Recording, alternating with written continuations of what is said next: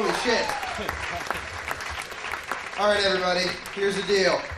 We have a very, very special guest. He's going to come out here. He's going to talk to you. Then he's going to bring up Dougie. I am a huge fan of his. It's an honor to bring him up here. Please keep it going for the Lord of Conspiracy, Alex Jones, everybody. Here he comes. I feel sorry for you. I mean, you came out here to have a good time and here's some great comics. And believe me, you've heard him. That last guy was absolutely amazing. Now, Doug's great too. He's a degenerate atheist, but other than that, he's a pretty good guy. No, but seriously, I'm not a comedian.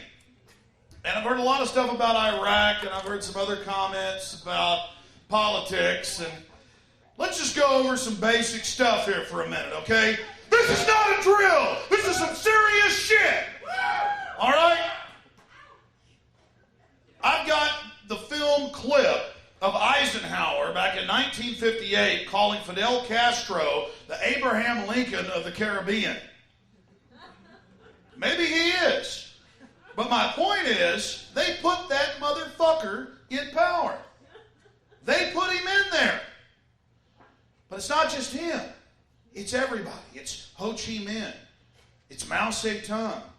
It's Manuel Noriega. It's Osama bin Laden. It's Saddam Hussein. It's the Shah.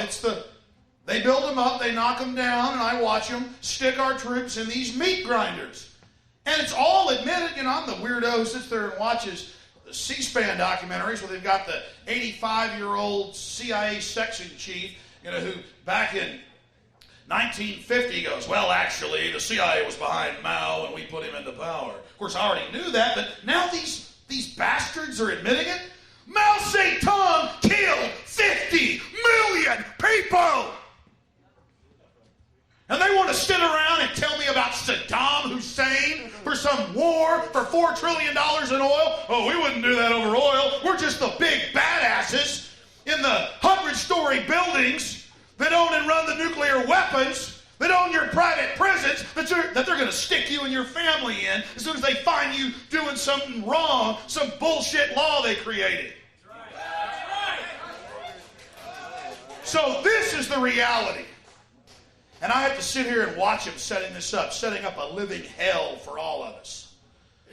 The boys running this country, and I mean Mr. Kerry and his cousin George W. Bush, his coffin made of skull and bones. These guys are the ones who put the Hitlers and the Stalins in. They're the people that create the crises to offer you the solutions. And somebody said 1984, and it's true. That's what it's all about. The war is against the people. The war is against the people. But going back to Saddam Hussein, I'm going to bring Doug up here, because that's who you came to see. And they asked me to come up here, so I did it. But the point here is that David Degenerate Rockefeller, you might want to find out who he is. He really doesn't like you, and he wants to put cancer viruses in your vaccines. He really wants to kill you. Point, he's a sicko. He's a Malthus. He's a social Darwinist. He wants to kill 80% of you. He says it in major publications, but he knows you don't read them, so he laughs at you. No, but David Rockefeller, when Mao died in 1976, he was in the New York Times. He said, oh, Mao's so wonderful, Mao's so great, done such a great job, what a wonderful person. That's how arrogant these people are. But let's take Saddam Hussein. Admitted fact, 1954, young 18-year-old guy, they hire him, CIA, takes him to Egypt, trains him how to kill people. Trains him how to blow stuff up, shoot people. They send him into Iraq. Oh, he kills hundreds. Takes over. And then by 1969, they tell the Ba'ath government, we'll have Saddam stop killing all of you if you put him in as the head of security. Kind of like they're about to put Porter Goss in as the head of our security, our new Gestapo. And then in 1979, they put him in as the president, and they say, sick him, get him, admittedly, attack, Iran, kill. And he kills 1,300,000 of them damn Iranians. And then a few years later, they tell him, go ahead and invade Kuwait now. Why the ambassador, April Gillespie, sits there on a chair with him and goes, we think you should invade immediately. It's even on film. And he rolls in, follows orders. And I watched that guy 2 years ago sitting there all freaked out with his cat going, I've been set up. It's on the Arab TV. I was ordered to do all of this. He's finally admitting all this. But you never hear about that in America. So do I like Saddam Hussein? Hell no. I hate this guy, this hitman they created. But it's the same thing with all these people. Noriega, all of them. It's a joke. They've got to have somebody to bomb, so they go out and create the boogeyman and have them do some mischief. It's just incredible. And, growing up, young man, you can be president. Any young lady can be president. We can all be president. It's a free country. Is that why you've got 15 members of Skull and Bones each year out of 290 million people? 15 members each year. And we can't even have 2 presidential candidates that aren't from that group? Hey, you're blowing my buzz. They see this guy says I'm blowing his buzz. Tell jokes or get off the stage. See there? See there? Come on, man. We're here to have fun. Hey, get off the stage. see, they asked me to come up here.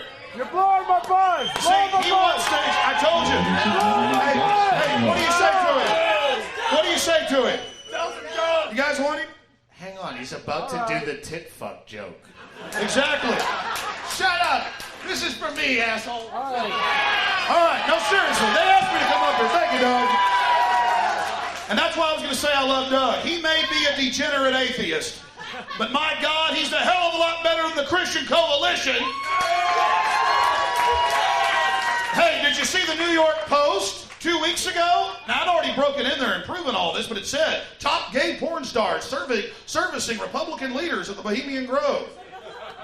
You want to know where the FBI needs to be investigating people, it's over there. But that's my point, is it's totally hypocritical. The whole thing's a giant scam.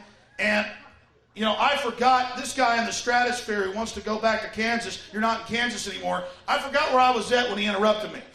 As I was closing down. As I was completing my bombardment of the gray matter. What was it? Yeah, was that what I was talking about? All right. What?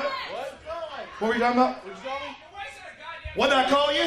I called you a big fucking pussy. That's what I called you, Bruiser. Bam! Bam! You're a big badass. You don't want to hear the truth because you're a little coward. You can't handle the truth. You don't want to hear about 50 million people. You want to sit there. Hey, I'll be sitting right there when you're done, boy. That's right, you little weasel. I called you a little punk. Yeah. Yeah. That's a coward right there, folks. That's a coward. That's a punk bitch who loves the New World Order. As I was saying, though, hey, you want to be slaves? Don't worry. There's 7 million of you in prisons now. They're building more. And when you're in it, crying for somebody to help you, why am I? I'll be asking for you. Yeah, no. You'll be asking why the 5 big guys got you bent over the table, and you'll be wishing you weren't a slave, punk. Because you weren't man enough to face the New World Order. That's right, you're a punk. Doug Stanhope, ladies and gentlemen. I'll be sitting right there, punk. You just swing first and see what happens. It'll be on video. Yeah. Alex Jones, ladies and gentlemen. He'll be part of the New World Order. He'll be building the prisons, don't worry.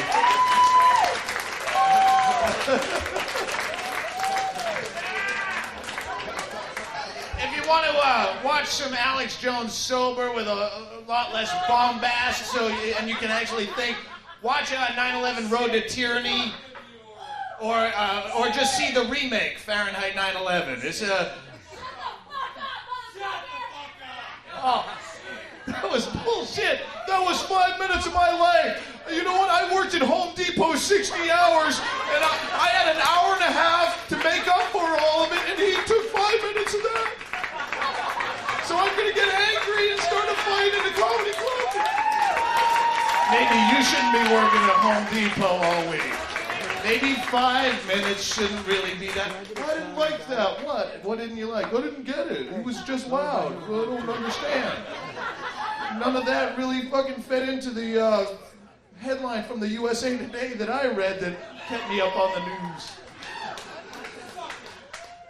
Are you angry at me already? Come on. I got 15 minutes I gotta do up here. Huh?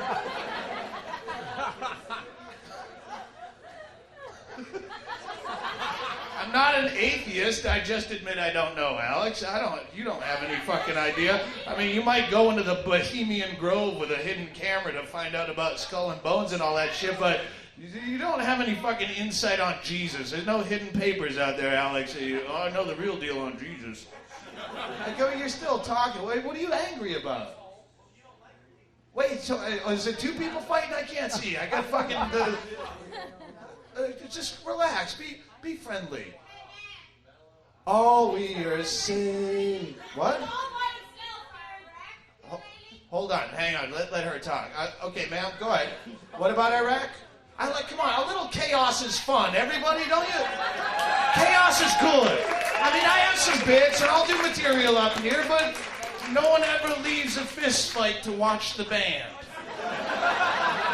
Ma'am, your voice is important. That's why you were allowed to log on to CNN.com.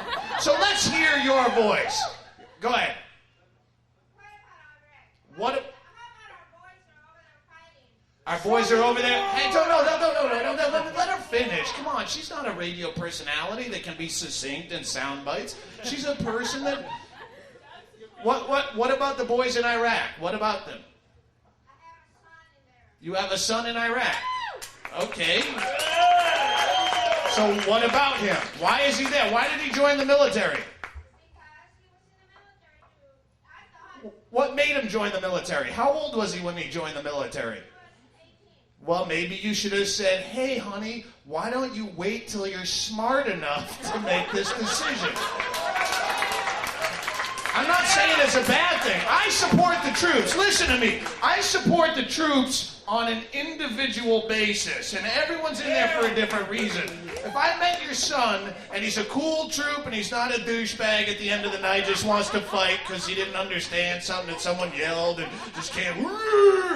A lot of troops are shitheads. I don't know your son. We'll talk after the show, and maybe you can give me more insight. Some troops are shitheads. Let's get that out of the way.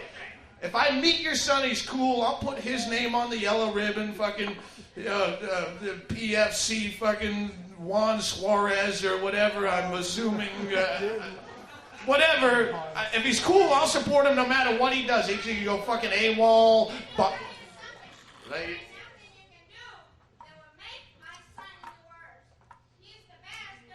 And he's breathing depleted uranium.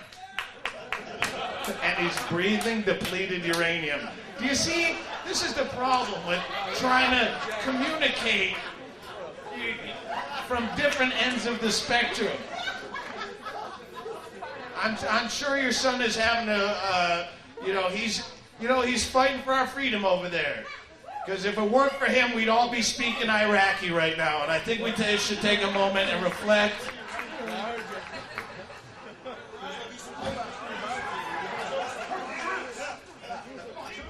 Hey, chill out.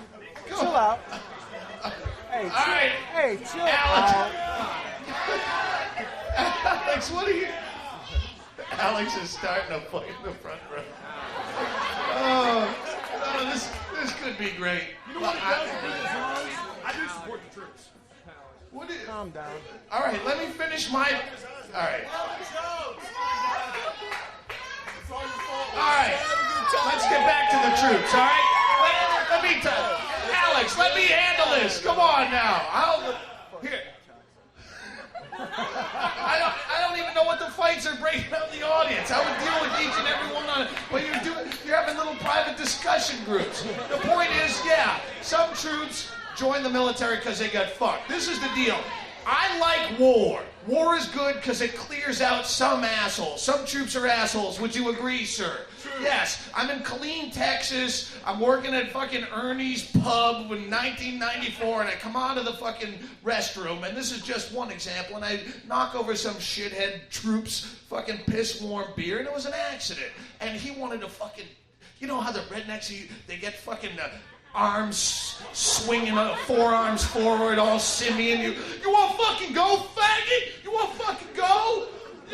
I I did not support that troop during the war, ma'am. I hope he's not stationed with your son, because that guy's a fucking asshole. He's not fighting for your freedom. He's fighting because he's a psychopath that can't wait to kill people.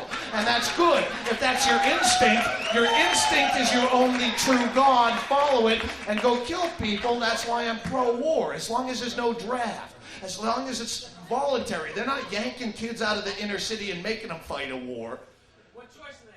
What choice do they have?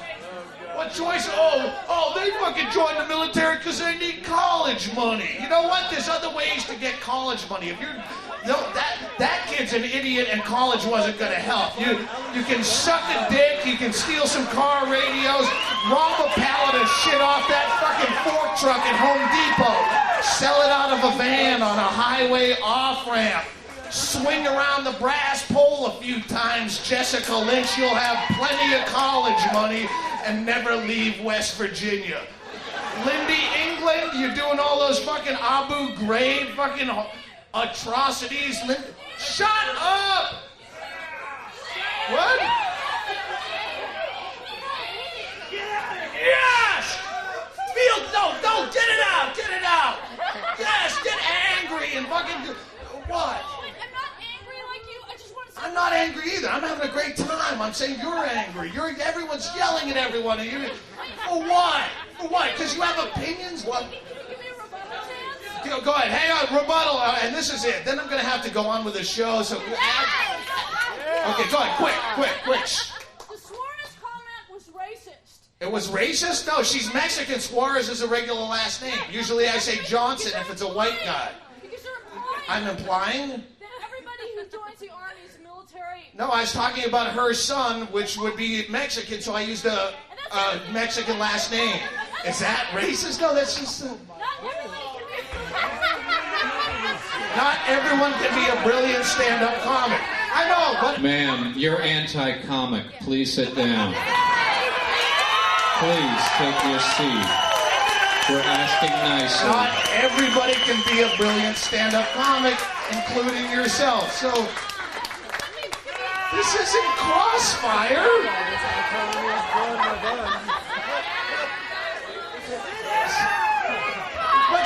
This is the problem. Everyone wants to be angry about shit. This country is...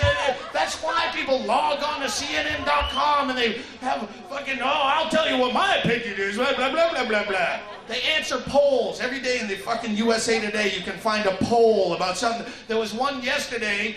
This was on... If you're a fucking lowlife like me who's got nothing to do with your day but sit around hungover and watch 8 hours of Fox News and CNN. CNN did yesterday... what is your opinion? What do you think the likelihood is of a terrorist attack at the Olympic Games in Greece? There was 6% said it was very likely. 44% said somewhat likely. 33% not very likely. 13% said not likely at all. That's 99%. It's a fucking pie chart. Pie chart. Not 99% of the people had an opinion. The only answer to that question is, I don't fucking know. How would I know? But everyone's got a very strong opinion with no fucking actual knowledge to go with it. 99% should be a whole pizza pie chart of I don't fucking know. That shows you 99% of Americans will give you a strong opinion even though they have no fucking clue whatsoever. They just want to be mad and they want to fill out comment cards and they have... That's a racist statement. No, I'm talking... If you let me finish. War, as long as there's no draft, war isn't bad because it clears out some of the assholes like that peanut head in fucking Killeen, Texas that wanted to hammer my head in. He's not fighting for your freedom. He's fighting because he found a way he could go kill people without getting any jail time. He could get a pat on the back. Some people join the military for that reason because they just want to fucking kill. Oh, fuck yeah, I want an enemy, I want to fucking kill, I want my opinion heard, blah, blah, blah, blah. And war is good for that reason. As long as we could make it voluntary. Military should be voluntary like any other job where you can quit at any time. That way, fucking dumb kids who are 17 that don't know any better can just quit. You really have to sell a war. If military is just like pay less shoes and you go, fuck it, I don't want to work here anymore. Then you have to sell a war. If you don't own them like slaves, and you know what? And then we get the people who just want to. You do sell a war, man. You're never opening for me again. That's what I'm talking about. Let's just roll with it. The point is, war is good, because as long as people who kind of want to go kill other people are going to kill other people who kind of want to kill other people, you're killing all the right people and opening up some pretty important parking spaces that we desperately need. Because people who kind of want to kill other people are the last people that I want to party with, because I get mouthy when I drink. So go kill it. Let's make up a war if we don't have one. It fucking clears out some of the dead weight. Fight over Antarctica and call it Manifest Destiny, but we'll do it on 12-man teams on a paintball field with real weapons, and we'll put it on pay-per-view so it can generate its own revenue, and you can sell jerseys. Yeah, fucking Johnson, Private Johnson, a very white private in my scenario. He's really good with an AK-47. Get him off the bench, man. He should be a winger, man. War's all stupid. Terrorism's bad. Fucking, and Saddam had weapons of mass destruction. That's against the rules. What rules? It's fucking war. Fight it or get out, faggot. Yeah.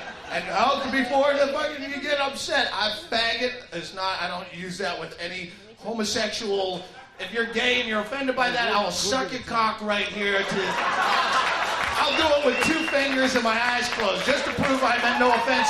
It's not a homosexual word, but it's a really powerful word, and I hate to lose it. You know, it's just faggot, you know, hey, faggot, you faggot. It's got some strength. It's like cunt, you know, fucking, cunt is way better if you use it on a guy. Dude, you're a fucking cunt, you know, it's so much more.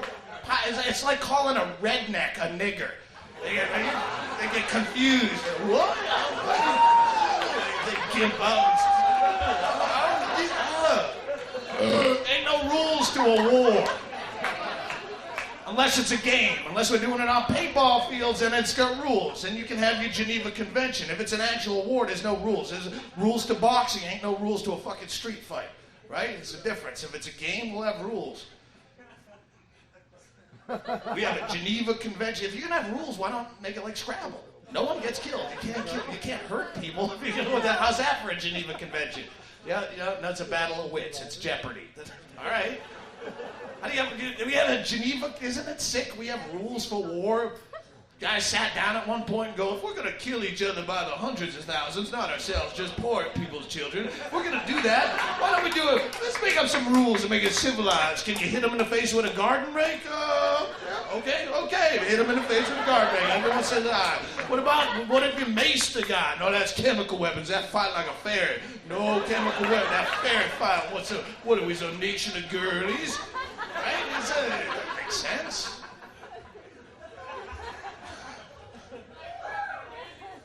What? Midgets? That's what I heard is midgets. See friendly heckling, finally. Don't get all upset. I mean, it's good to let some steam off because, again, you did spend 5 days working at something that you don't like. And I know you have some anger about that, but that's not us. Fucking go in Monday morning and quit doing that. You don't have to be a funny stand-up comic. You can do something else. Fucking work 5 days to enjoy 2. I don't know if you gamble, but them's shit odds. 5 days to enjoy 2. 3.5 should be your max, and at least fucking break even, right? That's good in Vegas. Even a shit Indian casino that hell-bent on revenge against a white man still pays 80% on their slots, but you're getting 2 out of 7 and happy about it. I love that fucking blue-collar mentality. Oh, we're a hard-working blue-collar people. Do you enjoy it? Fucking hate every second I'm alive, but I'm proud that I am a hard-working man. You build shit you can't afford for people you hate, and you do it. And if you're the guy who does find a way out of the grind, they vilify you. They go, look at that guy. He ain't never done one fucking hard day's work in his life. Learn from him. He's a genius. Buy him a drink, get a hot tip. Them Mexicans is coming up and stealing our jobs. Give it to them. They left an open bedroom in Mexico. It's really nice down there. You vacation there, right? Go lay around down there for a while. Mexican wants your job, give it to him. Say, yeah, I work at fucking Cellular One. We're fucking low on car charges. You start Saturday. I'll be at your place. Bye. Person exchange program. I don't want to work. Work is bad. I make, if you like build cars, build a car, you shouldn't get fucking $24 plus benefits to build a car. If you build a car, you should get a car. Hey. What? Here. Oh, thank you, sir. Follow. Say sorry. I yelled at Alex Jones. Alex, say I'm sorry I yelled back. I'm But sorry. You got your fucking dander up, and that's good. All right, thank you.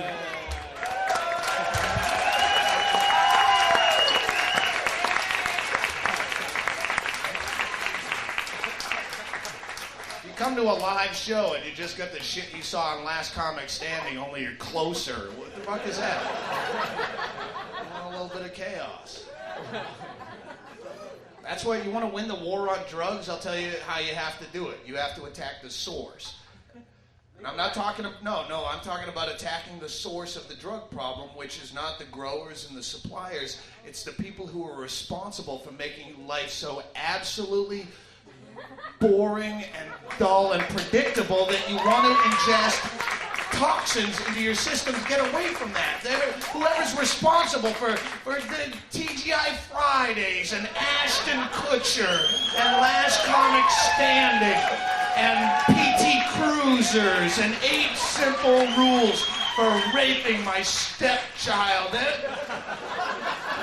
Roughing the passer penalties and Vin Diesel and whoever made it so fucking dull that you're working 5 to enjoy 2. I love that blue collar rhetoric. The people who talk about prison like it's a good thing. Right? You know the guy, fucking, these prisoners have it pretty good if you ask me. They got fucking 3 square meals brought to them. They got cable television. That sounds a pretty good goddamn deal if you ask me. That's because you're a fucking loser and you've never thought past fucking cable TV and a frozen dinner for a life. Maybe that's what we should sentence prisoners to, is your cruel and unusual lifestyle. Maybe that. For the egregious crime of assault and battery, I sentence you to 15 to 25 years swing shift at the United Parcel Service. Oh, but Your Honor, don't you be in contempt of my court, son, or I will give you 2 children with crooked teeth to boot.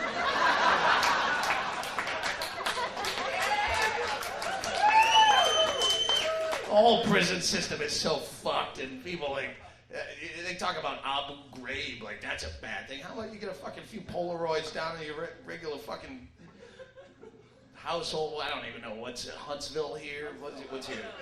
Yeah, like that. Like prison's good. Like prison's helping.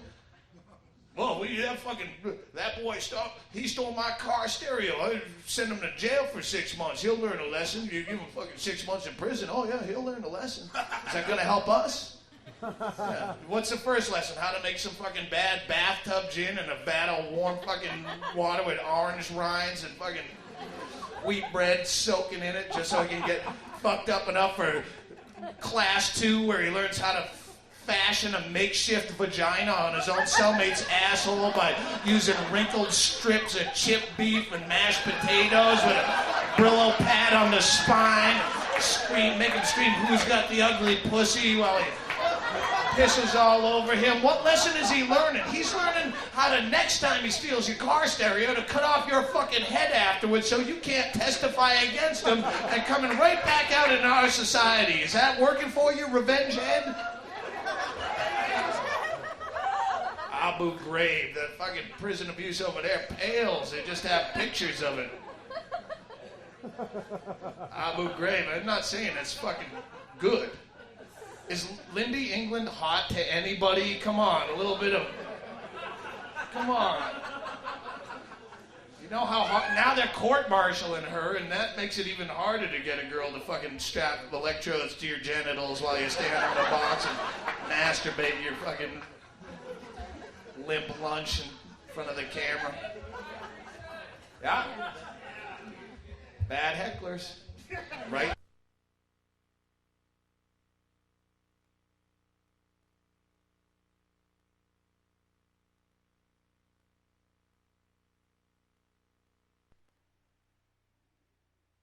One language, how about that? I don't give a fuck. Put every language in a bingo ball hopper and pick one so I know what the fuck everyone else is saying. One language and start teaching it. What? Oh, well, our language is our heritage. What are you gonna fucking buy with heritage? I'm trying to get across town in a fucking cab. I'm trying to negotiate a reasonably priced fucking hand job from a Costa Rican girl. I don't need heritage. I need a fucking language in common. Maybe if they had a safe word over in Abu Ghraib, maybe they would have stopped. Maybe that was what Lindy England was all about. Just a little dominatrix in training so she doesn't have to re-up for the fucking long term, for the next war. You need a safe word. Sure, fucking put a hood on me and give me the electrodes and make me stand on the box and yank for the camera. But you know, when you put the inflatable butt plug in my ass, you can only hit the bulb so many times before I yell blue dolphin, and then we take it out, we shower off, and we start from scratch.